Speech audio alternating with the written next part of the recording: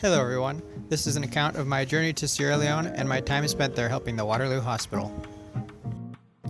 What you're seeing here is the Arabsat 6A mission performed by SpaceX. I believe this is a historic event for space travel for a couple reasons. First of all, SpaceX was able to land all three of their boosters back on Earth. Unfortunately, however, the main booster, which was landed out on sea, toppled over and was lost to the ocean. The second reason this is a historic event for space travel is because it is the first commercial space mission. One private company, Arabsat, hired another private company, SpaceX, to send a satellite up into space. According to Wikipedia, Arabsat 6A will be positioned in geostationary orbit, providing television, internet, telephone, and secure communications to customers in the Middle East, Europe, and Africa. And this was literally the first cat I've seen since I arrived in Sierra Leone. There are plenty of stray dogs, but not very many cats. This meal particularly reminded me of Sabbath dinner at home, probably because of the green peas and spaghetti. And here you can see my most favorite fruit in the whole world, the soursop, or as they call it here, the sweetshop. And even though this footage is not very interesting, it carries some special significance. I accidentally took my night medication in the morning, and so I had double dosed, and I definitely felt the effects. There was an event that I wanted to go to in the evening, but I just couldn't bring myself to do it because I was not motivated. And so that kind of reveals the side effects of my medication. On the second Sunday of these 2 weeks, Peter and I went to Takugama Chimpanzee Sanctuary, and it was a really cool experience. We had some trouble finding transportation, but we finally made it there just in time for the tour. The tour guide was really entertaining and educational, and it was very cool, and I'm glad I did it.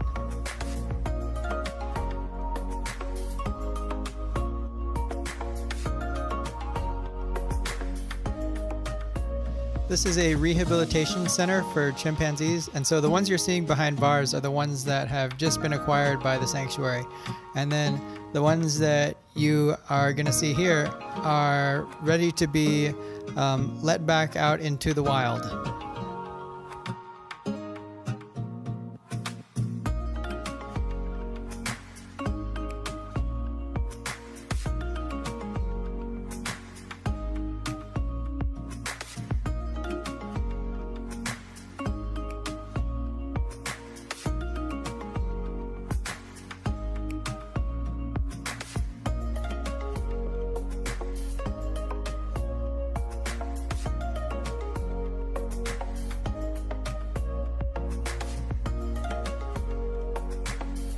One of the informational boards they had was of a camera trap and all of the different animals that had been seen in the wild.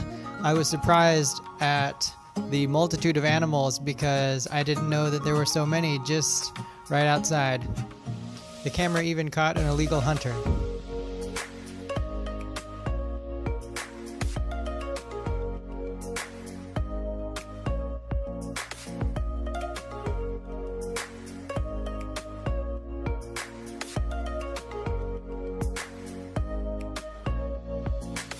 Takugama was also home to the only albino chimpanzee in recorded history. Whoa! Lot of them. 1, 2, 3, 4, 5, 6, 7, 8, 9, 10, 11. Who's that? Whoa, wow, they're fighting. What did you do? Early. What did he do? I think he's going to run. Get down! Chopo, chopo, chopo. Hello. Oh, look.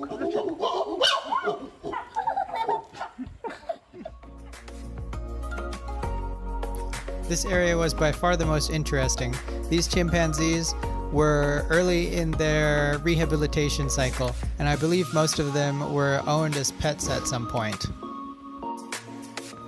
As you can see, one of the chimpanzees is throwing rocks up at the group. The tour guide said that that is the leader of the chimpanzee group, and his name is Mortez.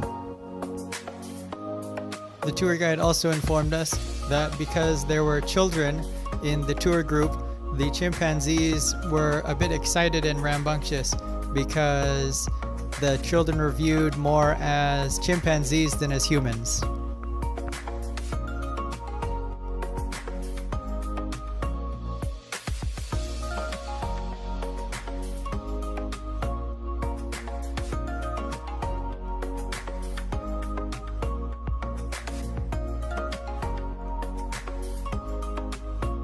Peter tried to make a game out of it by catching the rocks that were thrown up and throwing them back down to Mortez for him to catch. I think Mortez quite enjoyed that. And in just a bit here, you'll be able to see Mortez doing a couple backflips, which was pretty cool.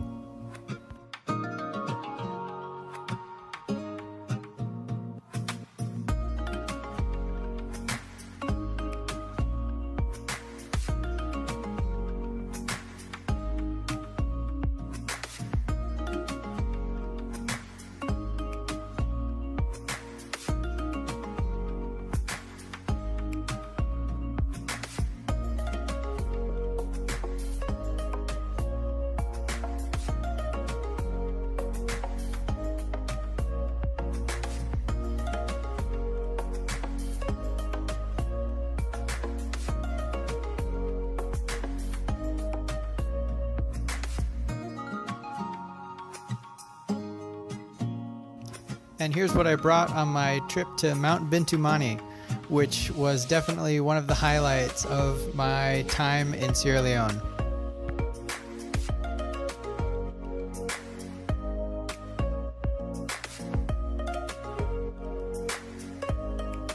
At first I thought I needed to leave for the city of Makeni on Thursday evening, but the plans changed and so I didn't have to leave until Friday, which means that Julian and I went to the beach on Friday because it was a holiday.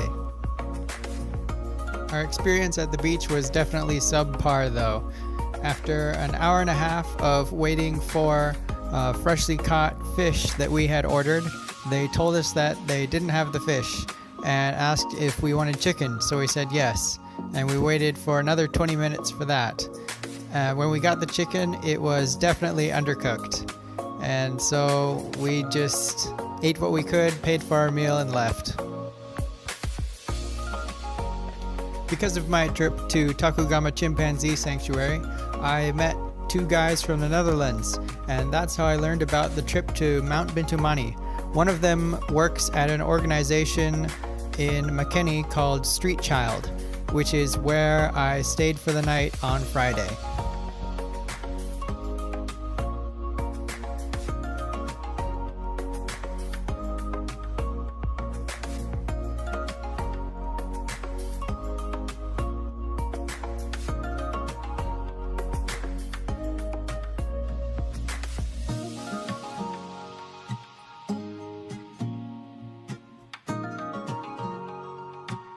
And here we are in downtown Makeni getting some food for the trip, although we definitely did not get enough. We probably could have purchased twice as much food and still eaten it all.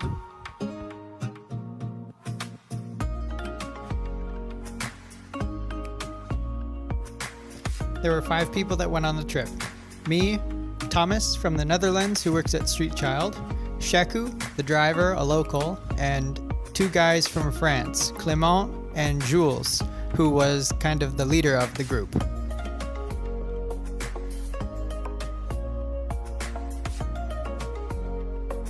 As you can see, we move further and further into uncivilized country. Once we turned off the paved road, we encountered villages every so often, and the farther we went, the smaller the villages were.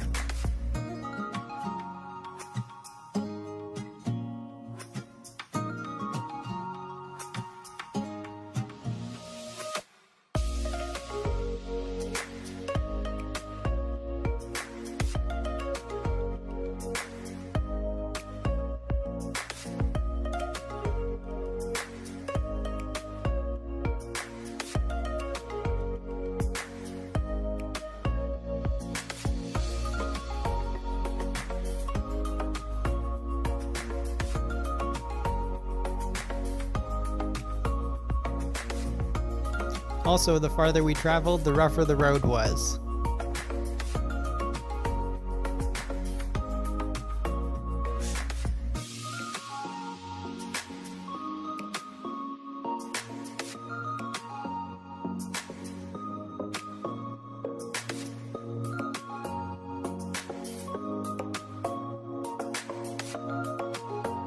Driving took up pretty much our whole day, with 2 hours on the paved road and about 5 hours on the dirt road until we arrived at our destination.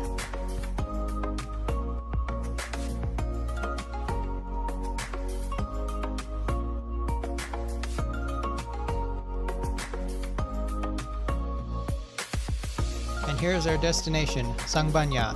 We had to get the chief's permission to stay in the village, and we paid the chief and 2 guides in order to bring us up the mountain the next day. They were also kind enough to provide us with a mattress, which me and Clement slept on. Jules had brought his sleeping pad, and Thomas slept in the car, while Sheku found a place in the village to sleep.